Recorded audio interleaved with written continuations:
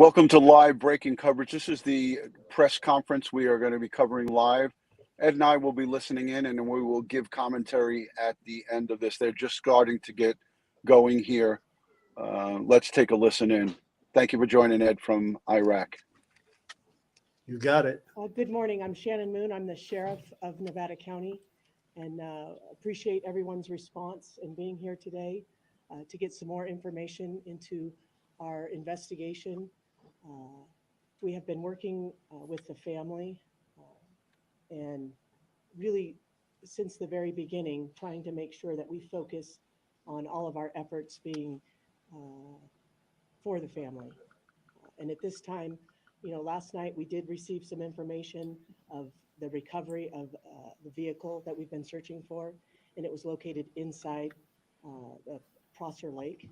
It was located within a search zone that we have been searching since the very beginning of our operation.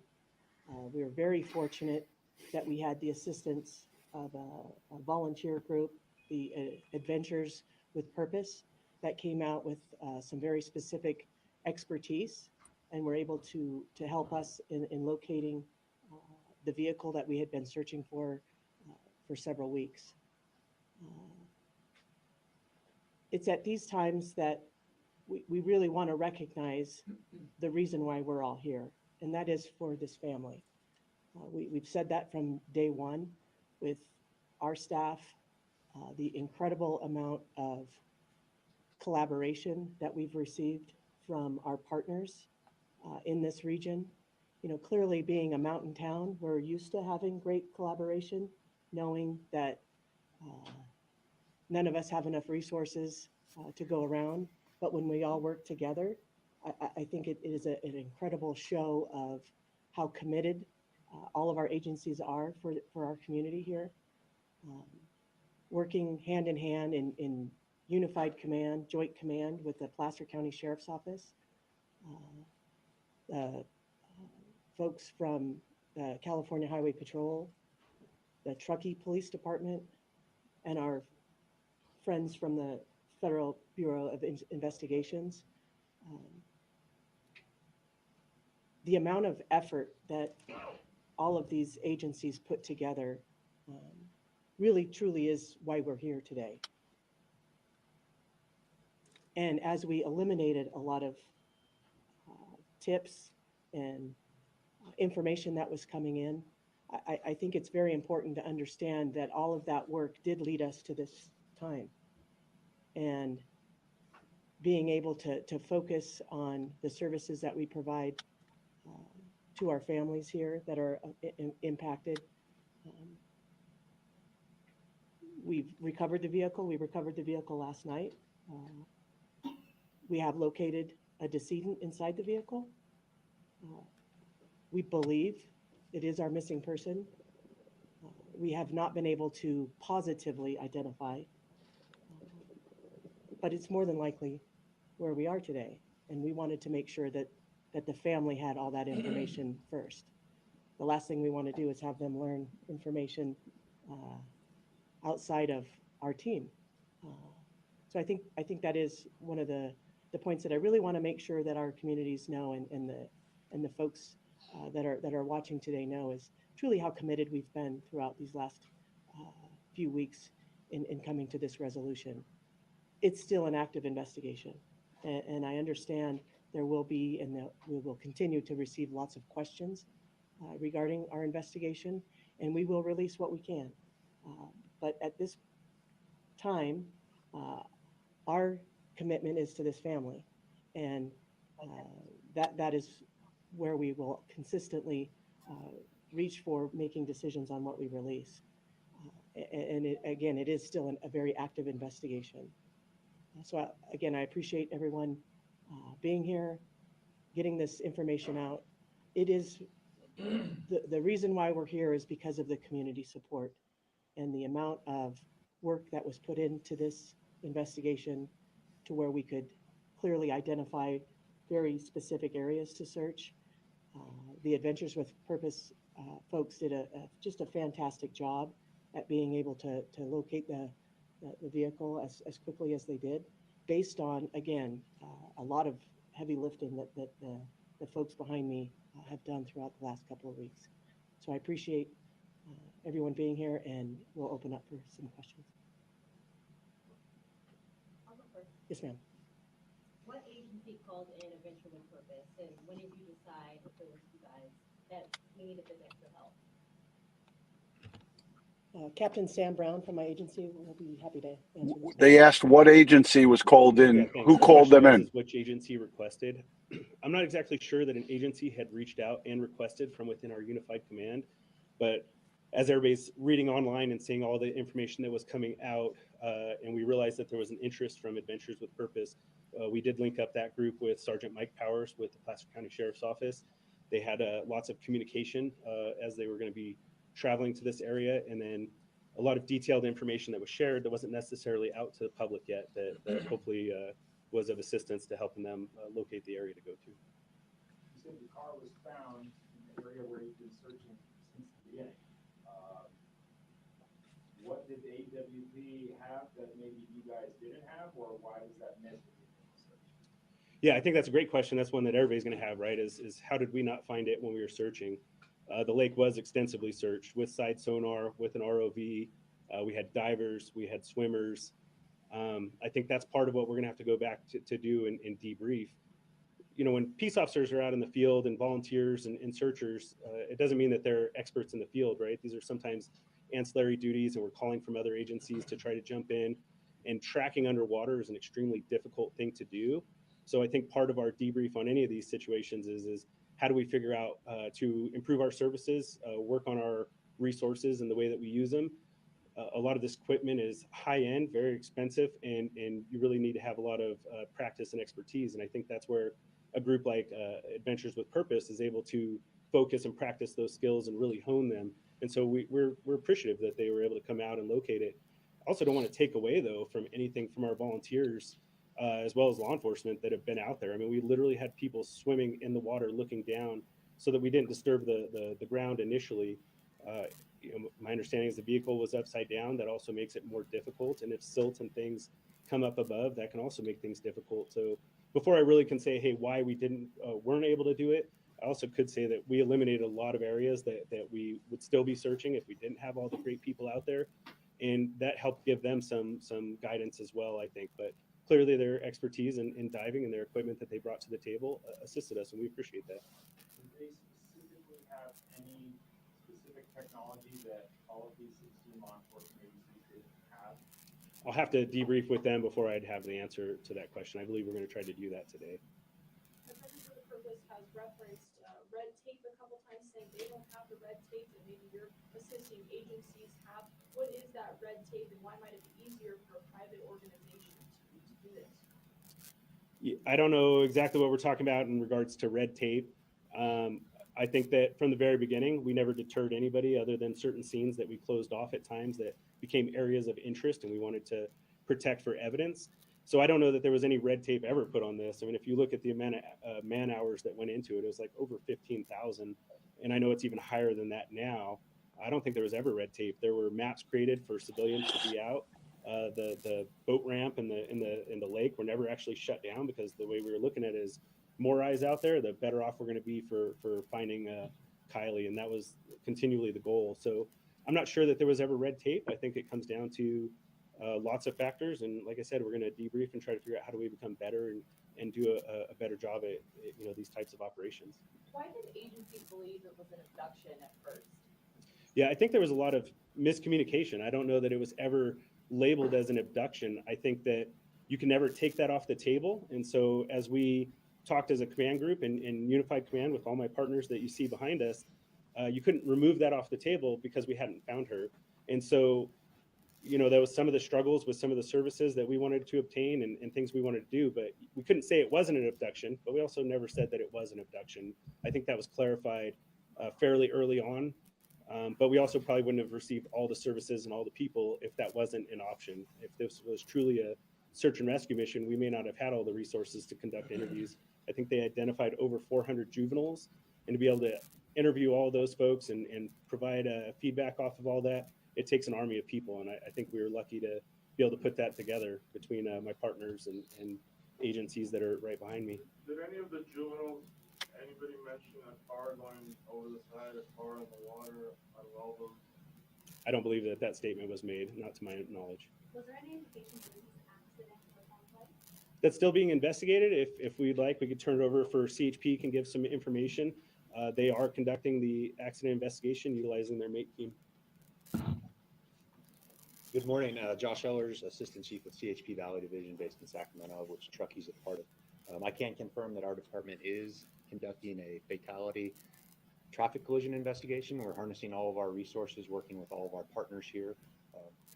As you see, we're utilizing our MATE team, our multidisciplinary accident investigation team, to harness more data from the vehicle that was recovered.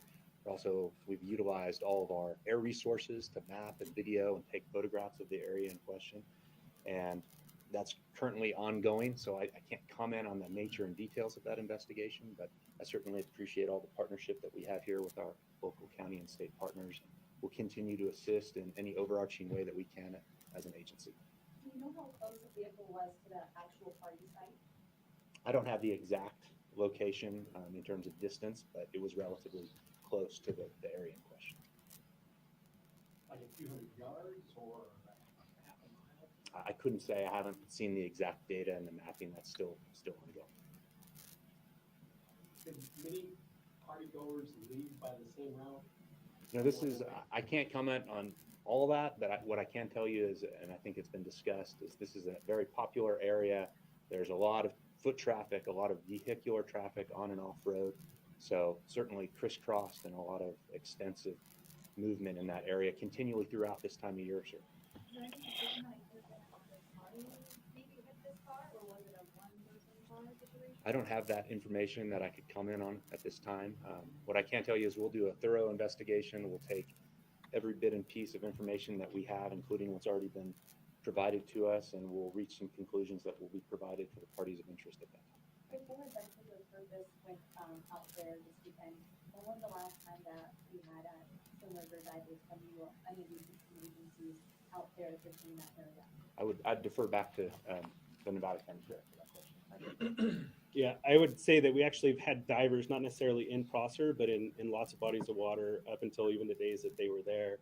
There were many ponds they were following up on Coldstream, as well as other bodies of water. So I don't know that dive teams ever discontinued. It was more of trying to still follow up on all of those things. And I believe Adventures with Purpose also had been diving at other lakes as well within the area. Is there any time frame from the time that Adventures with Purpose started? How long it took them to find it? You're talking on Prosser Lake specifically? Yeah. Yeah, I think it was relatively quickly, but I don't have an exact time. Like, again, we're going to have to debrief with them, figure out, between putting equipment down, getting in the water, and identifying where the car was at. Can you talk about what happened last night in terms of taking the car out, what kind of law enforcement was there, and what happened last night? Yeah, I mean, I think most of the law enforcement partners you see behind me were present during that time, trying to do the best they could for ensuring that everything was done correctly, and also trying to add some levels of privacy to the best of the ability in worrying about the family and ensuring that they were covered as well. But I mean, beyond that, I don't know what your specific question is asking. But Logistically, how do you get a car out that's offshore? How does that happen? And then where does the car go? What happens? What Yeah. happens from last night to when you arrived to today? yeah, so once the car was located, dive teams were assembled. I believe Placer County was probably still the primary dive team. They have to use lots of devices to lift the car, turn it over, and then the use of tow trucks was what made it possible for pulling the vehicle out of the water. And the vehicle is taken down. The FBI has offered up assistance and are going to be helping to conduct investigation regarding the vehicle itself and making sure that we don't miss something that may be in there that we're not aware of. Are you guys confident the car was in the water since the night of the party? I have no reason to believe that it wasn't, but until we have those answers, I wouldn't know the answer to it. Can you just clarify as far as what teams have been in that area before Adventures with Purpose, if any, on that specific, on Prosser? Yeah, I mean, it's almost so many that it would be hard to link out between the different teams. There were numerous boats, Yuba County, Alameda, Nevada County, Placer County. Swimmers came from Washoe County. We had divers from every single one of those agencies and then some. I mean, it was a vast amount of people. And I would just say, unless you've conducted these types of searches and try to do it, it does take a level of expertise, and nothing's perfect. You know, when you fly a helicopter over the air trying to identify if something is there, most places give that less than a 5% probability of detection, meaning if you flew over, you only have a 5% chance of seeing something. You had trees and brush and bushes and dirt and all these other things, and it becomes a pretty difficult task. Even though once you find the answer, on hindsight, everything looks 20/20. The reality is it's not that simple. It is pretty complex and it's tough. So again, we're just appreciative that the resources came out and were able to help us in locating it. Were there signs that the person in the car tried to escape? I think that's too preliminary for us to be able to determine that at this time. Was there more than one body in the vehicle? No, there was not more than one body in the vehicle. Describe the difficulty of what water does over 2 weeks to evidence. It depends. That's a complicated question. I'm not an expert in water. However, temperature of the water and things like that come into play. But it can add difficulty based on many factors that can cause damage to, obviously, things that we want to look at to investigate, but also to bodies that may have been submerged for a period of time. There likely could have been tire tracks or some type of signal that a car did go into the water there. Did rain impact that? Did this heavy activity in the area impede seeing those signs? I think everything's a factor, but again, that's where we rely on the MATE team from CHP to come in with their expertise and be able to provide some of those answers.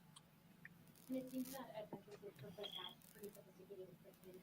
Is it something that you would be able to hear or you will still need? Yeah, I'll have to debrief with them to figure out what equipment exactly they use to see if it's items that we have or if it's a matter of training with the items that we have. So until we talk to them and know exactly what they used and how they went about it, I wouldn't be able to answer that correctly. They also said the car was 14 feet deep. Did y'all go that far to look for the car? Yeah, some of that information is sometimes deceiving. So yeah, the car was reported at 14 or 15 feet. However, the water level since the 6th has also dropped a vertical 3.5 to 4 feet, which could be 20 to 25 feet off of shore. So a lot of things have changed in those aspects. Until we really can look into all that information and sort through it, it's difficult to say whether those factors had a play in it or not. I think it's still more important for us to debrief, look at training, look at equipment, look at tools, and look at outside entities that are experts, where this is maybe their full-time gig that they do, and try to see how we have that involvement from the community to come out and help support.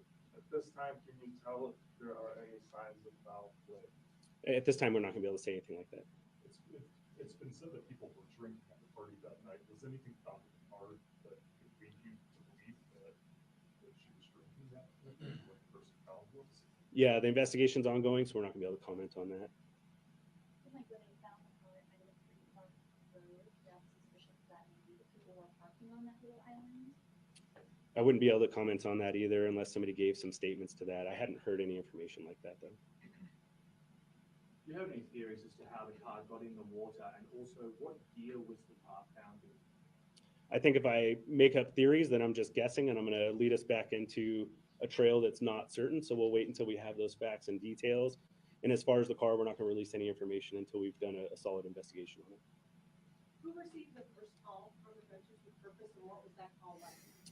I don't know that we received a first call. I think we reached out to them after we read it online. And so I'm not sure, I mean, again, with 150 law enforcement officials, it's possible that a call came in and something happened. But from the Unified Command and talking with my partners, none of us were aware of an initial. So we tasked the investigative sergeant with contacting them and reaching out. So I believe, best I know, we did that proactively on our end. And they contacted the family?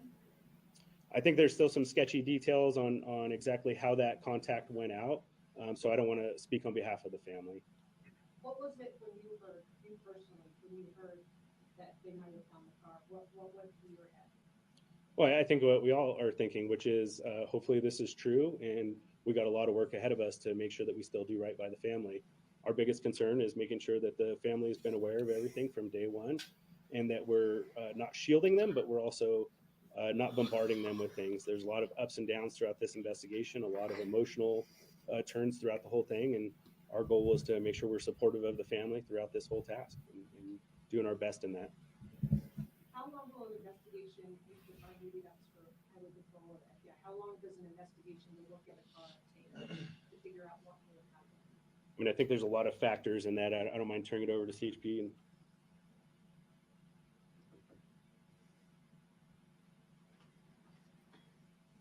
And I think Josh is working on a better audio version. The FBI is working. This audio might sound a little bit better. To do that, we want to allow them to work. We'll come in and examine data, examine the vehicle, have all of our investigators look at that car. So depending on circumstances, it can be several days, it can be several weeks. We also want to wait on other information related. This is the California Highway Patrol. Things that all get compiled into a comprehensive investigation. So Accident Investigation Squad. It could take a while. All right, we've had the opportunity to hear from most reporters. Most have asked 2 questions. Is there anybody that had a follow-up question that they have not been able to ask yet? Go ahead, sir. There was a report that Adventures with Purpose was told by police that they did not need to search Foster, or at least in the specific area where the car was found, because that had been extensively searched already. Is that true? yeah, I'd say that's probably not accurate. And we shared maps, ping information, and locations. And so we probably shared that was extensively searched and sonar was used, and that may add to the level of where they chose to go to first or last. However, nothing was prevented or shared. And I don't believe that we gave any indication that we thought we knew where she was at, because clearly from all of our daily press releases, we reported over and over again that we didn't know where she was at. And we needed anybody's help and assistance in finding that location. But you were working in partnership with Adventure with Purpose? Yeah, I believe that what ultimately occurred was that our sergeant was able to make contact with them, Sergeant Powers with the Placer County Sheriff's Office, come up with a plan and share information on where things were at. So we're still appreciative, like I said, of them being able to locate the vehicle.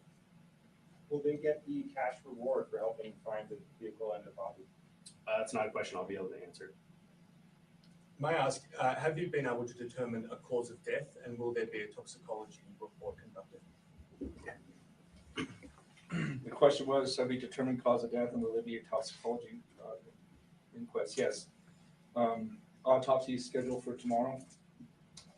Toxicology results generally take 4 to 6 weeks for a return on those, and at that time we will provide that back over to Nevada County. Thank you. Does anyone from the family want to make any comments at this point specifically about this massive search and all the tips that came in? Don't believe they do at this point. Yeah. So with that, we'll go ahead and wrap up the press conference. Thank you all for coming here today. We certainly appreciate it, and pay attention to both Placer County Sheriff's Office. Thank you, Josh. County Sheriff's Office. That was awesome. That second part was the audio was better, and we'll try to feed that through to our audience. So we heard it here today. They gave quite a bit of props to Adventures with Purpose. There was a lot of questions that were fielded at them by news reporters. Ed, what was your takeaway from that presser? Well, I mean, it was straight and to the point. They didn't want to delve into any speculation and any controversies here. They tried to keep it respectful and short and sweet. Yeah, I agree. There wasn't as much information as everyone expected to come out of that, but we know that their medical examiners, the forensic anthropologists, the tox reports will take 4 to 6 weeks. We're still waiting for Cassie Carley's to come back, and this is almost 4 months later. A lot of people in the chat are talking about this safety tool. I have a police and safety playlist on YouTube where I featured this item about 2 years ago. This is a glass break. Every one of my vehicles have this. Josh, if you could put me full screen, that'll be great. I want to just show this. This is an important thing to have in the cars. It has a glass break and a seatbelt where you could take it and cut the seatbelt off. So this is a tool that is used. I'm not going to hit my window with it because I'm in my vehicle, but every one of my cars that are in my household have this vehicle. And this is something that I know Adventures with Purpose has as like a merch item. I'm actually thinking about putting a little DutyRon branding on these items and having them available in my merch store. Because everyone, like I said, 2 years ago, I did a video. I'm going to link it down below. This is a very important thing for you to have in a car. And this could be mounted with screws right onto your dashboard.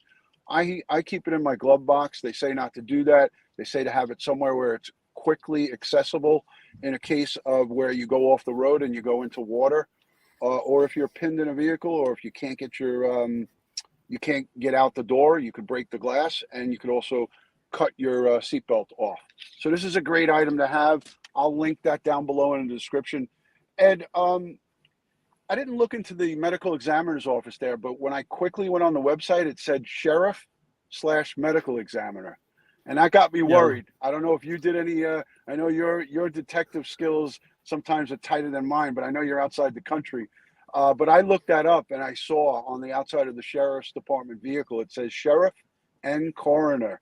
So we got to ask Barbara. In many no, I know the answer, but in many California counties, by state law, depending on the population of the county, the elected sheriff is also the elected coroner. Now, that doesn't mean that the sheriff is doing the autopsies. No, they have hired medical legal death investigators, and then they also contract out forensic pathologists and forensic anthropologists and so forth to do the workups on the bodies. Yeah. And that's, I'm sure they are going to, going to reach out to some of the professionals in that region there to do what they have to do on that, on this case. Now, I presented just a question that I would have asked the reporters while on the scene. I simply said in the chat, and it caused an uproar. I don't know if you saw it, Ed, but I said, how certain are they that Kiely Rodni's car has been there since the early morning hours of the 6th? Could it be possible that something happened and then days later, after they already cleared that location, that car was driven into the lake? Anything is possible. This is speculation, but that's something that they have to do. They have to look into and they have to figure out. Well, if it's a late model car and the quote unquote black box in the car was operating, the date and time of the incident will be in the hard drive of the black box. And if the black box wasn't damaged and it stayed watertight as it's supposed to, then they should be able to retrieve some of that information there as to if this vehicle was on at the date and time of her disappearance, or if it was turned on later, so forth, if it wasn't turned on at all. So right. You'll be able to search the database inside the hard drive to see what was the last information captured in there. Now, Ed, I want to present this to you, and I don't mean to put you on the spot, but you're a crime scene expert, right? You're a crime scene investigator for the NYPD. You get a case like this. You get called out by, say, an Adventures with Purpose type setup, so a vehicle in the pond. Can you walk the viewers just through your process of what you would do with that vehicle? We saw it go onto a flatbed. Can you take it from there, Ed? Well, as you saw when the car was being pulled out, they put tarps on the car to shield the interior of the car from viewers. And then what we would do is take that car to a secure forensic examination location for vehicles.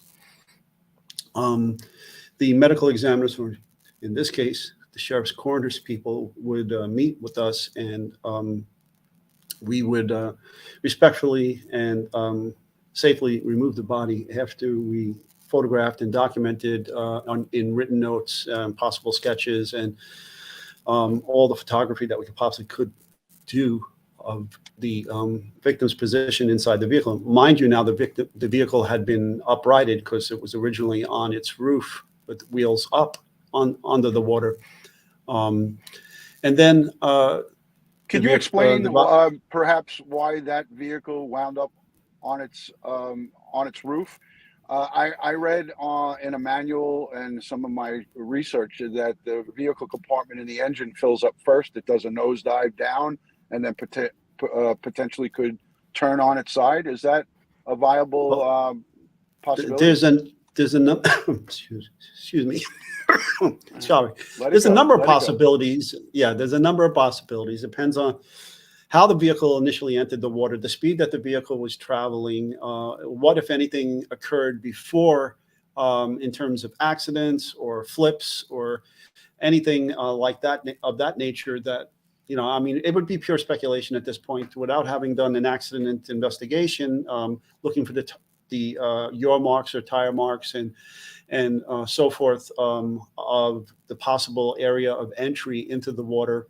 Again, yeah, and you know, the center of gravity of the vehicle, you know, the engine is a heavy part of the vehicle, and things tend to follow gravity. So the heavier part of the vehicle would then go down first, and you know, it's always possible that the vehicle, when it was filling up with water, you know, the nose down into the silt at the base of the lake, and then it just flipped over on its head. And we don't know what she was doing inside the vehicle either.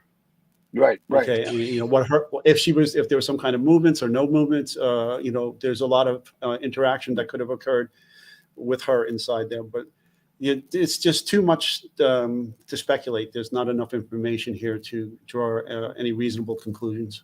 Right. So I interrupted you as you were describing what you would do as a crime scene unit investigator with that vehicle. Yeah, you talked about sketching it, photographing it, taking it back to a secure location where the body can be respectfully and safely removed for the medical examiner's office to do what they have to do with it. But what happens with that vehicle after that? Well, first, you know, before we're going to examine the body in that vehicle examination location and note any injuries, note the condition of the body, and any post-mortem effects, so forth and so on. The body will then be respectfully transported to the morgue. Once we'll let the vehicle dry out, we'll document the exterior of the vehicle, documenting all the damage that may or may not be present, photograph sketches, you know, even 3D laser scanning the whole thing. If it is warranted, if they suspect foul play, if we see any indications inside the vehicle or any injuries to her that suggest something other than a natural occurrence or an accident, then, you know, we'll follow that lead wherever that takes us, whether that means waiting for the car to dry out, examining the vehicle for latent blood with Blue Star or luminol, looking for hairs and fibers, gunshot residue, ballistic damage, and you know, we don't know which direction this is going to go. So the autopsy and the examination of the body back at the medical examiner's office and toxicology will give us a clearer picture. Yeah. Now, when we saw the car come up, Ed, we saw the driver's side window down. Many possibilities there as she was driving the vehicle. Maybe rolled it down to get air and lost her, you know, a bearing on where she was traveling, or maybe it was intentionally rolled down. Is there a possibility of pressure from being down 14 feet? It was 55 feet approximately out off the shore and 14 feet under the water. Could the window broke out from the car going up on its roof? And was the window broken, or was the window broken, or was the window down? It looked like it was completely out. There was nothing. It looked like it was either rolled all the way down or completely out. Okay. You didn't see any shards, you know, didn't see any charring, you know, shards of glass or anything like that. Well, that's another thing too we have to look at here. Was she wearing a seatbelt? There would be indications of that. Marks. Did the airbags deploy? All of these things on the interior of the vehicle. Did she become disoriented when the initial crash into the water or whatever took place? And then she tried to get out of her seatbelt, couldn't get out of the seatbelt. And then she rolled the window down in an effort to probably get herself out. Maybe it had submerged at that point, and then the rushing water just came in, and then she couldn't swim out. We have to see if she drowned.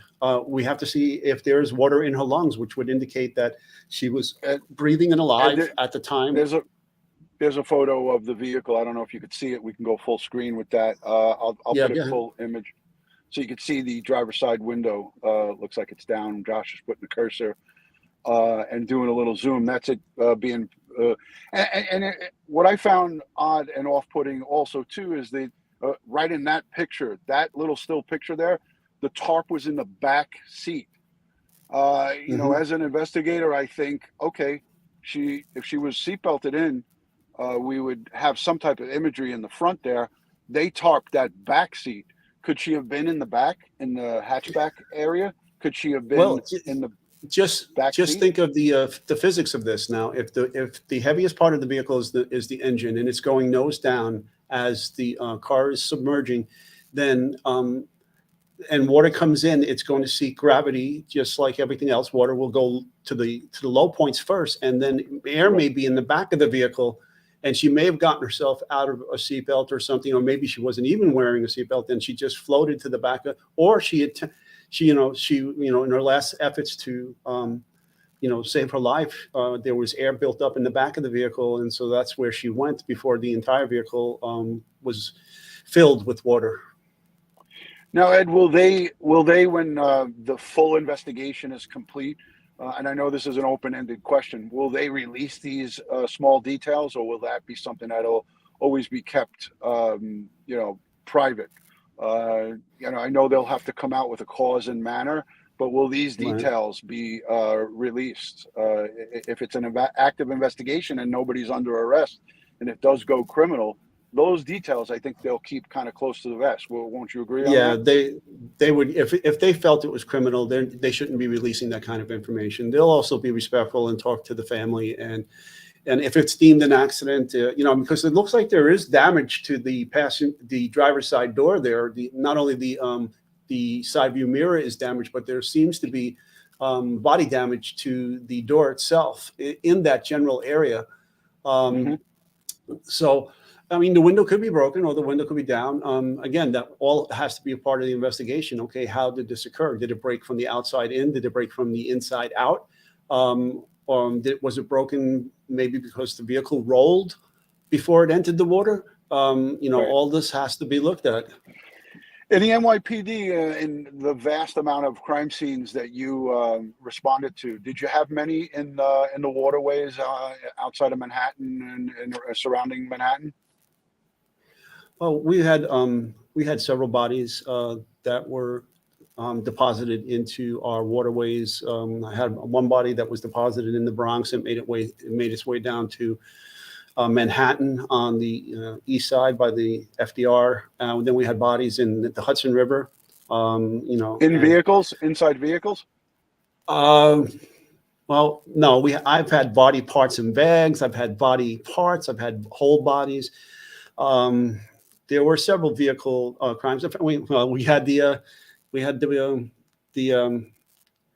U.S. Air crash in LaGuardia right off the runway and splash into the water, and all those people had to be rescued. And then Jamaica Bay. Yeah. Then we had other rescues in the water where Captain Sully saved his whole crew and all the passengers on board by landing in the Hudson. But there's been helicopter crashes in the Hudson where people died, and then we'd have to get those bodies out. There's been numerous vehicles that have been driven into the Hudson, into lakes, Flushing Meadows, in Prospect Park, things of that nature. Yeah. All right, so we're just trying to go over some of the little details, and there's people in the chat saying that Adventures with Purpose said that the windows were all rolled up. I know that they do a magnet. They put a magnet on the vehicle, and then they put the balloon that's up that marks it. But I know that some people are in the chat. Some of the Adventure with Purpose people who follow them closely are saying that the windows were all rolled up. Could there come a reason why divers or police personnel after Adventures with Purpose handed over the vehicle recovery to them?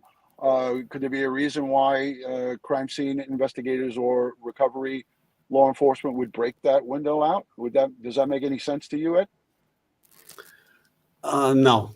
Again, they had to right this vehicle underwater. So maybe in their attempts to flip the vehicle, something could have occurred, or even that damage could have occurred, that I'm noting. Right. Yeah, absolutely. We don't know how it all went down, and I'm sure that'll be in an extensive report, a detailed report that they'll write out. Josh, you have the video of Adventures with Purpose. They put out a live stream earlier today. They said everybody could share it, news outlets and folks like Ed and myself and other YouTube creators, they encourage people to share this. And I want people to just take a listen. It's only 5 minutes long. Ed, do you have 5 more minutes to hang with us? I'm not going anywhere. Excellent. I love that As a answer. press release debrief Okay, go ahead. of our Roll it. efforts searching for and finding Kiely Rodni. Anything within this video may be used by any news agency or outlet within their own news reporting. This is only an announcement and briefing. Fully edited episodes will be released soon, so please be patient. Heads up We to have Doug found Kiely and Rodni's Nick. vehicle and have confirmed that there were remains inside. An official investigation, an official identification of the remains will be made and announced by authorities once their investigations are complete. Please understand and respect this is a highly active investigation by the FBI and multiple local sheriff's departments, and we are limited to the scope of details we can release. We began our search for Kiely at Prosser Creek Reservoir on August 21st at 10:40 a.m. We placed 2 sonar boats in the water. By 11:15 a.m., Nick detected an object underwater using cutting-edge Garmin sonar technology. I was able to then confirm that it was in fact a vehicle in roughly 14 feet of water and only 55 feet offshore. After marking the vehicle with our magnet, Nick suited up in his dive gear and conducted the dive to formally identify and assess the vehicle, with me running OTS comms topside. Once we confirmed it was indeed Kiely's vehicle, we immediately notified family, law enforcement, and Dad and Grandpa were on scene within minutes. Please refer to our episodes for complete search investigation that we conducted. These episodes will be released very soon. Again, this takes time to edit.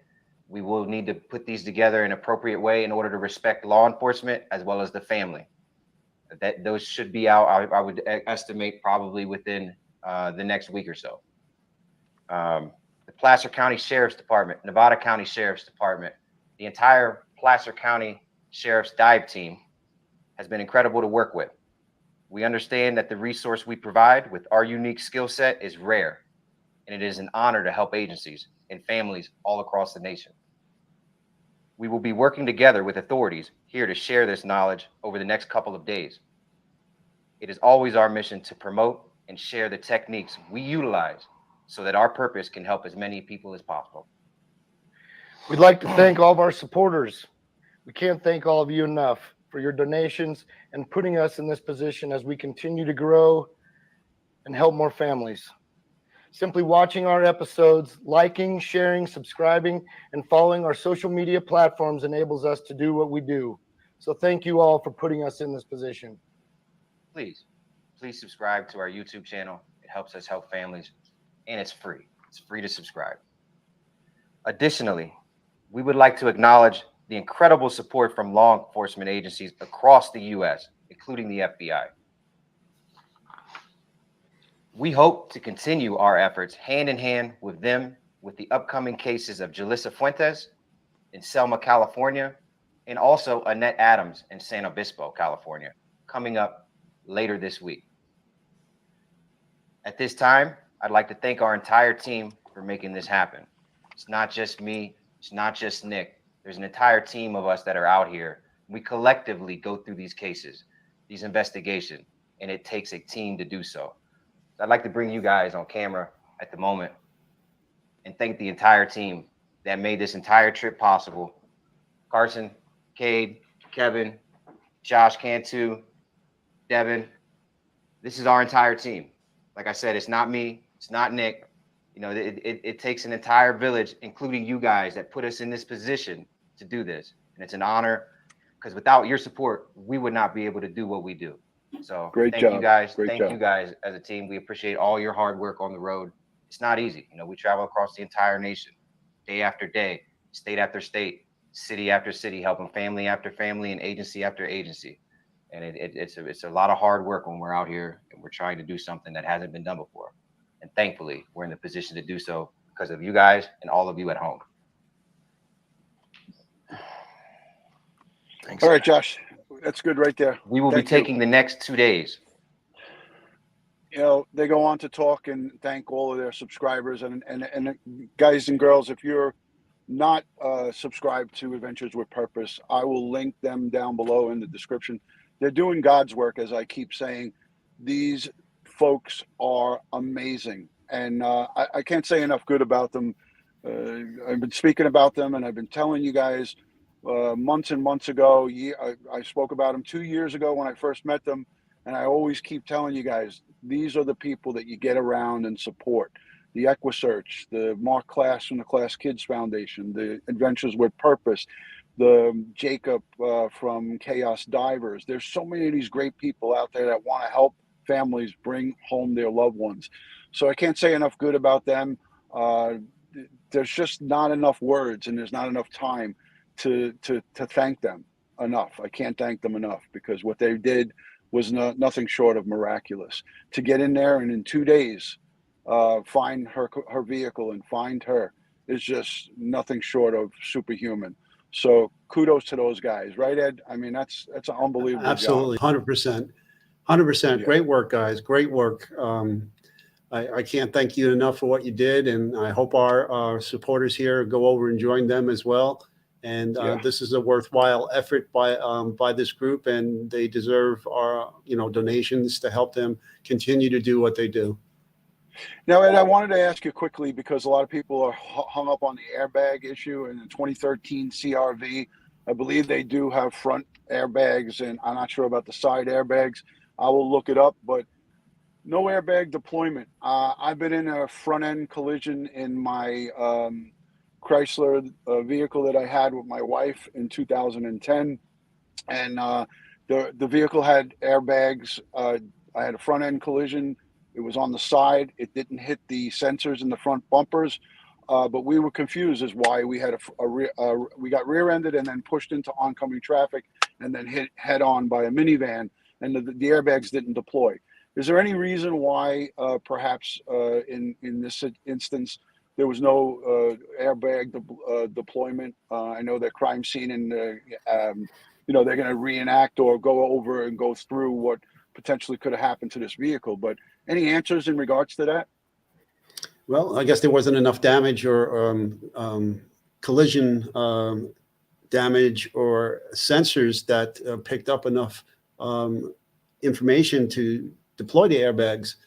I've been in the same situation. I mean, I was totally rear-ended at full speed. Nobody even hit the brakes, 55 plus miles an hour, and punched me from the back into the car in front of me, crumpled the car, and nothing deployed.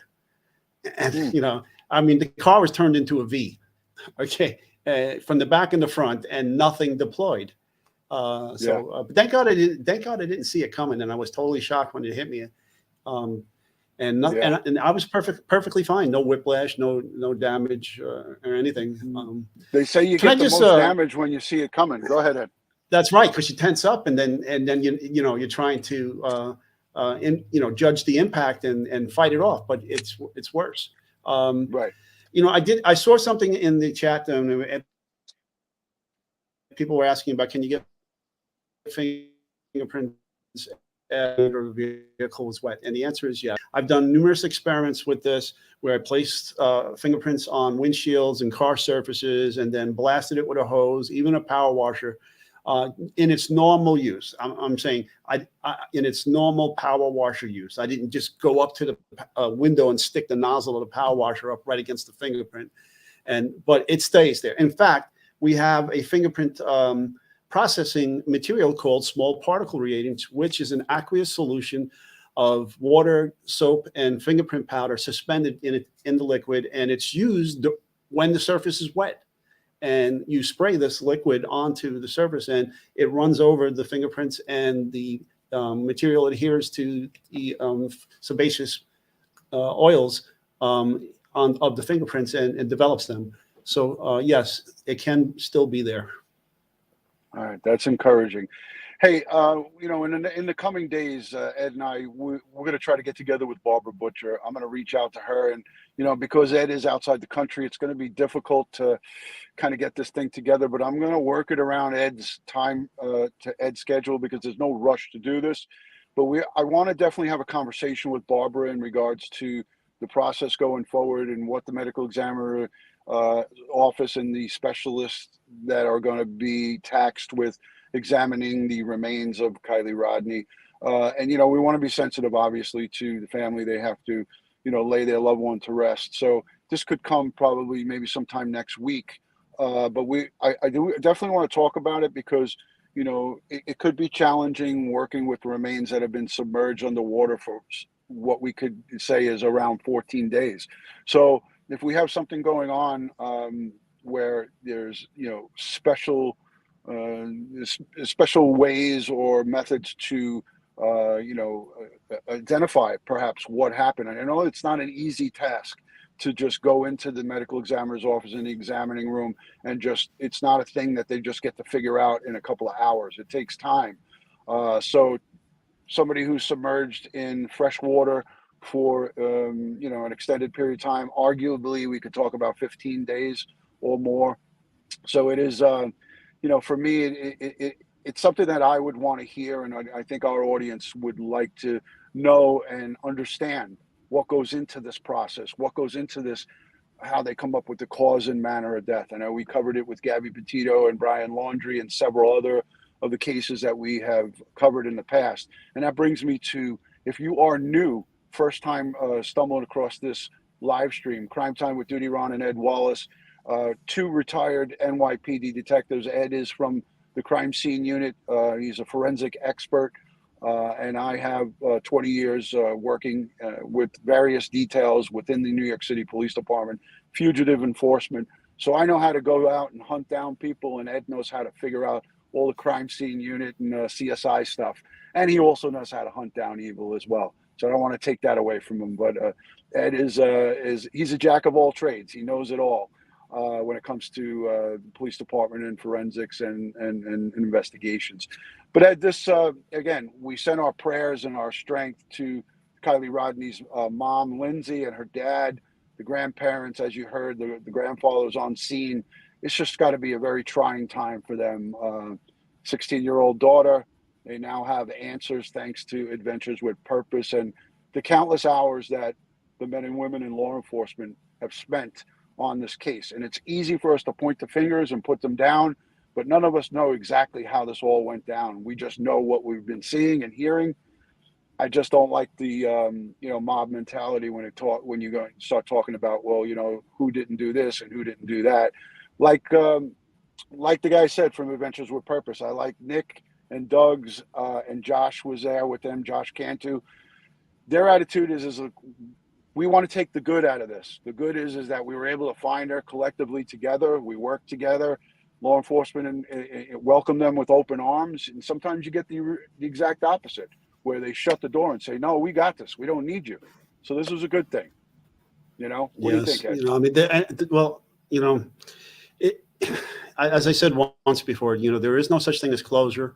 The family have their loved one back, and you know, and when it comes to these things, these types of cases, missing persons or foul play, and the person is missing, and you know, that's what the ultimate goal is. You know, to get that loved one back to their families now, and they have that.